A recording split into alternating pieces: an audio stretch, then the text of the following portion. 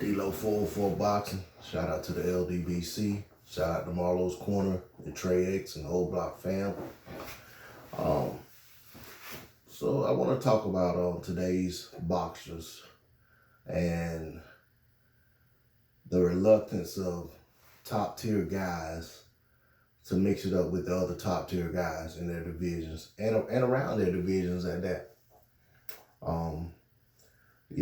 You can go on social media, you can go on, look on Boxing Scene or any other boxing site, read interviews from these fighters. A lot of today's fighters, all they want to talk about is money. They want to talk about what somebody else isn't worth getting or who doesn't deserve a fight, or they want to talk about being undefeated, just things of that nature. Very little talk about legacy, very little talk about really just cementing their status as one of the top tier guys of their era. You just don't get a lot of that these days. I mean, we have some very, very good fighters in this era of the sport. We just to rattle off some names, just looking at the hottest division, one of the hottest divisions, okay? Welterweight. At welterweight, you got Keith Thurman, Mikey Garcia, Danny Garcia, Manny Pacquiao, Shawn Porter, Errol Spence Jr., Ugas, just to name a handful of guys in that division. Shawn Porter has mixed it up with like four of the other guys I just named, and tried to mix it up with a fifth in Manny Pacquiao. Porter has fought Thurman, Spence, Porter, Errol Spence, Danny Garcia, and Keith Thurman. And he also fought Adrian Broner, and he's also fought Adrian Granados. Just to name some guys that, have name relevance in the sport that people know of, those are win or lose legacy defining type fights. Okay. You got Keith Thurman has mixed it up with Danny Garcia in a unification bout. And he's also fought Shawn Porter. You got Errol Spence Jr. has fought Shawn Porter, but I will give Errol Spence Jr. credit and say he's trying to mix it up with the other guys. And forgive me for failing to mention Bud Crawford. Bud Crawford has not yet to mix it up with any of the other names that I mentioned, but he was pursuing the Manny Pacquiao fight for quite some time. That fight never came to fruition, but Bud is relatively new to the division. He's been in the division a little over a year now, but hasn't had an opportunity to mix it up with the other guys for one reason or another, which further makes my case for what I'm saying. We as boxing fans don't care about the politics.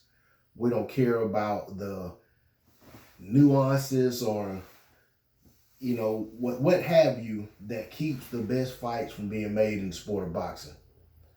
And I know that I'm talking about the welterweight division, and I'm saying that I'm talking about that division at the moment because, yes, that has been a traditional hotbed in the sport of boxing as far as divisions, okay?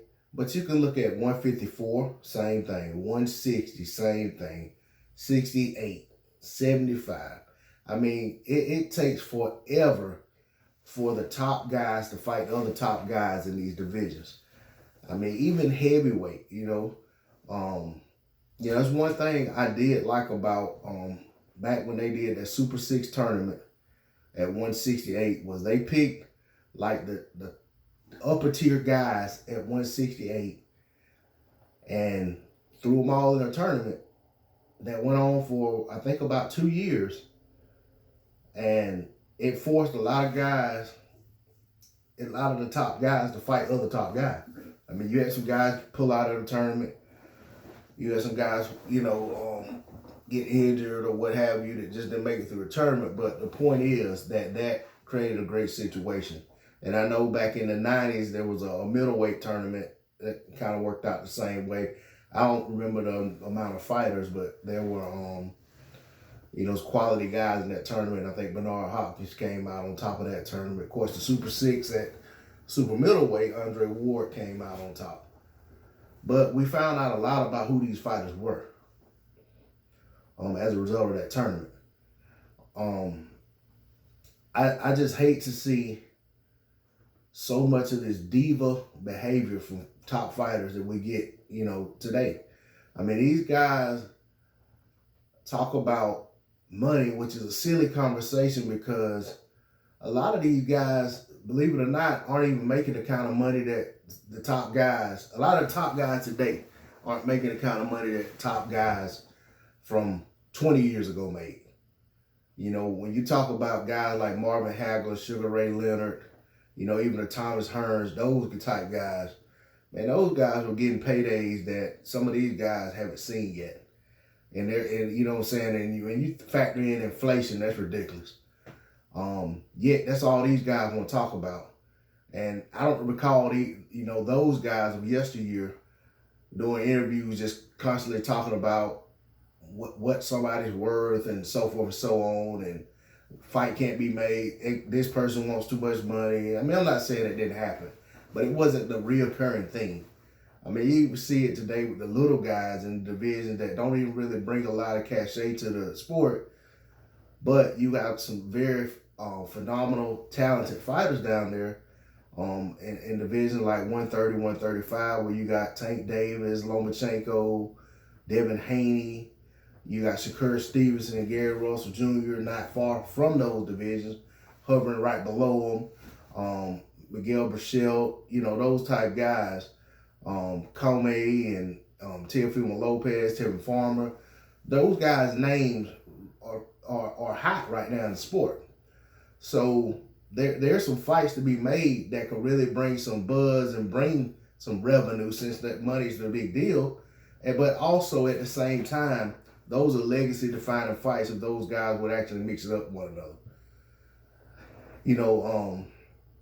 The one thing I consistently say is that from a historical standpoint, today's fighters, when looked back upon, are going to fall on their face from an all-time great standpoint, because they're not active enough. A lot of these guys only fighting twice a year, 3 times a year. If we're lucky, we see them 3 times a year. I mean, even Gary Russell Jr., he has been only fighting 1 time a year for the last 5 years. When you look at all of that, and even when you look at the heavyweight picture, where you have, a lot of the top 10, top 15 guys haven't mixed it up with other guys in the top 10, top 15, that type of lack of movement, lack of, lack of guys mixing it up does not create the kind of buzz that you had in the heavyweight division in the 90s, in the early 2000s, and even the late 80s, so I'll say from the late 80s to the early 2000s.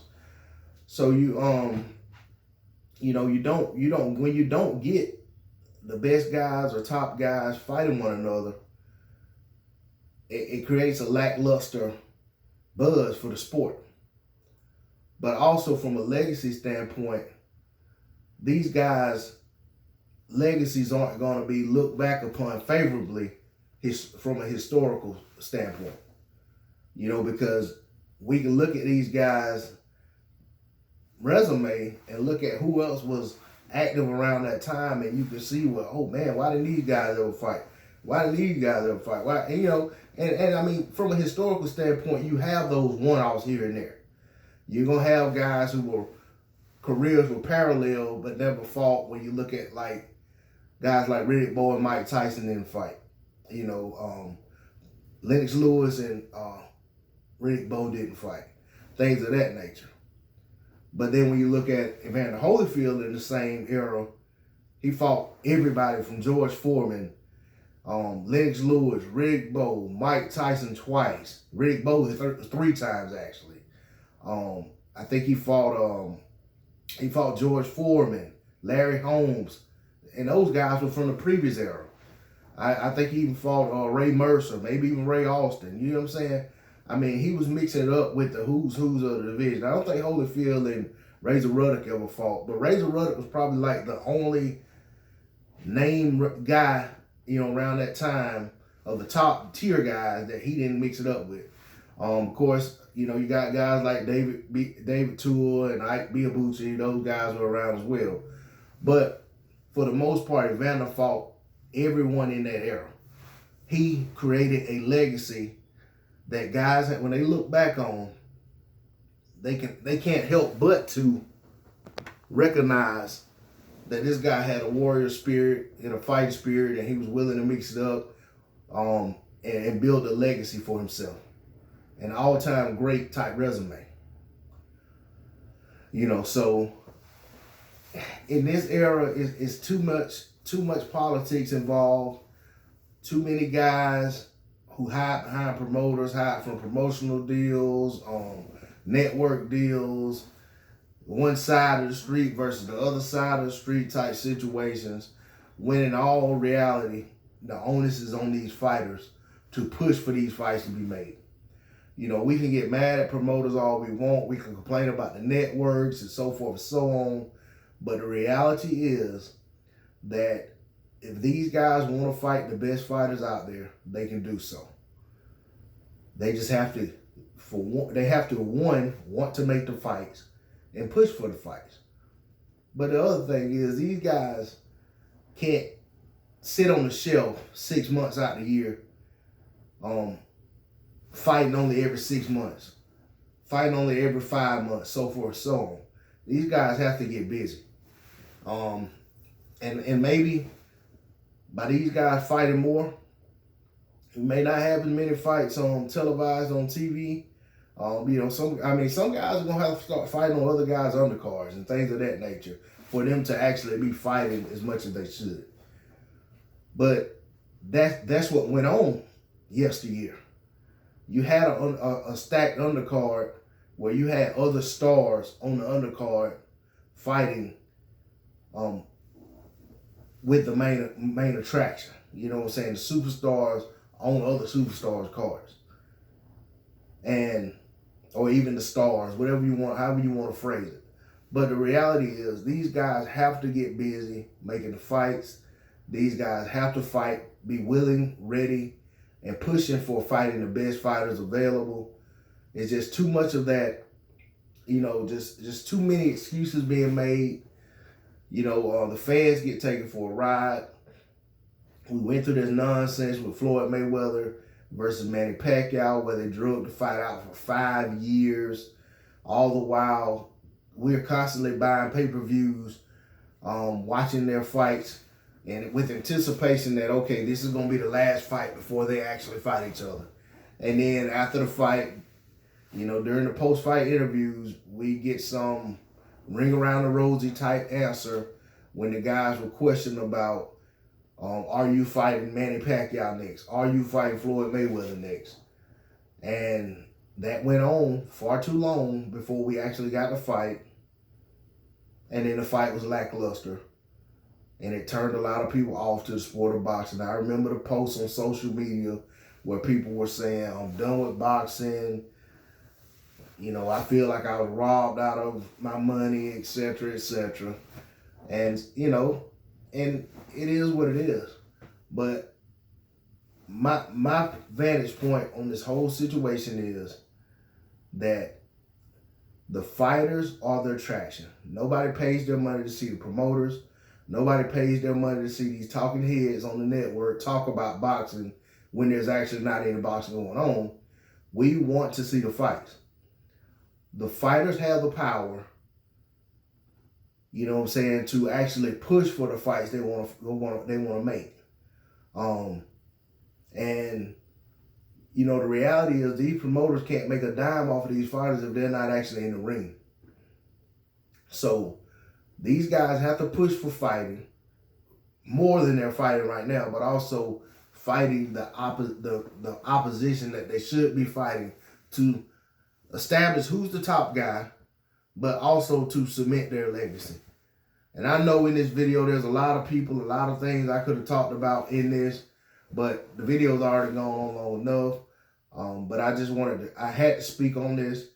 It's been on my mind for a minute, because every time I listen to someone's video, every time I watch boxing, every time I listen to some commentary, it's always some foolery about why these guys aren't fighting each other, or these guys need to be fighting. And there's always a bunch of buts, ifs, probably, maybes, and so forth and so on, when in actuality, these guys just need to be pushing for the fights. And we as fans need to push for the fights, and we need to start pushing back when we're not getting what we want. You know what I'm saying? We support the sport because we love it, but in reality, maybe when we start turning off the sets, stop tuning in, when we're not getting the fights we want, maybe we will start getting the fights we want. But I've rambled on long enough about this. I hope you guys can see that this is a very, sensitive subject to me, something I'm passionate about.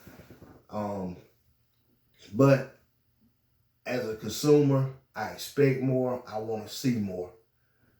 And if I'm getting what I want, I have no problem shelling out money to support the sport of boxing, giving my time to support the sport of boxing, and doing everything I can to funnel and channel other people toward the sport of boxing.